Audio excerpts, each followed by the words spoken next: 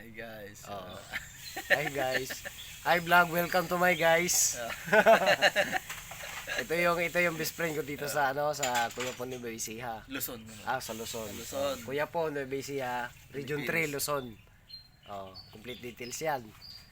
Sa Luzon. Ito yung area nila. Ito yung pinagmamayabang ko sa inyo dati na mangga. Yung pinsan ko doon, pag bumisita tayo, maraming mangga.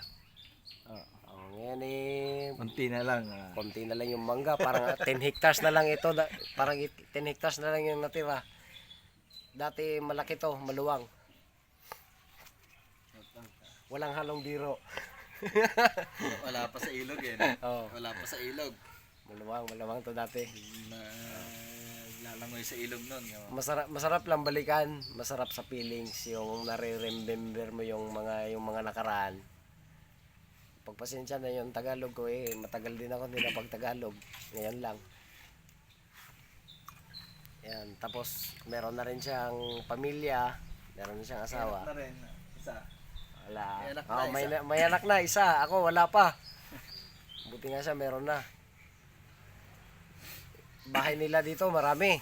Ewan ko ba't nagpatayo pa ng bahay to ang dadami ng bahay nila dito. Mansion yung bahay nila, nagpatayo pa ng bahay. Ala. Ilalaw lang. Yung bahay namin doon sa Asuncion, sa Mindanao ano lang, kawayan lang yung bahay namin doon.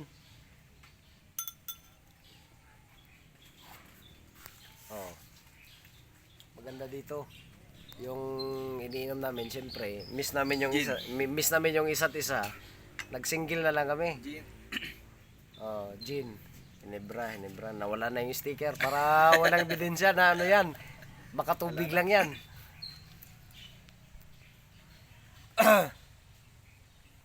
Pasensya nyo na kasi maraming lingwahe. Marami akong alam na lingwahe.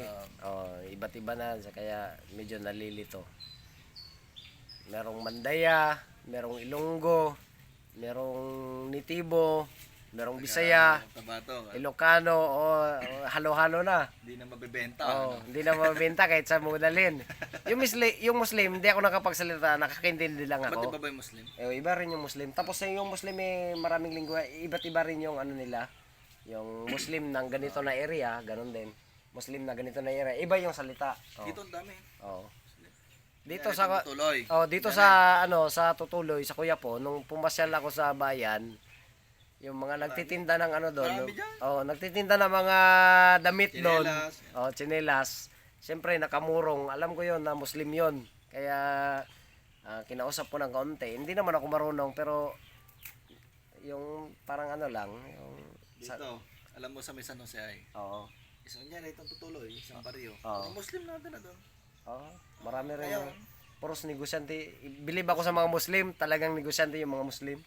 Survive sila. wala kang makikitang Muslim na nagtatrabaho. Puro negosyante. Puros negosyante. Lahat ng Muslim puros negosyante. Hindi ka makita ng mga Muslim na na trabahador. Na Dito, labor. sila yung boss eh. Ano lang, yung bigayan lang, ang importante naman ay yung respeto. Ganun lang naman. Pag wala kang respeto sa kapwa mo tao ba't ka rirespetuhin? Lalo ngayon.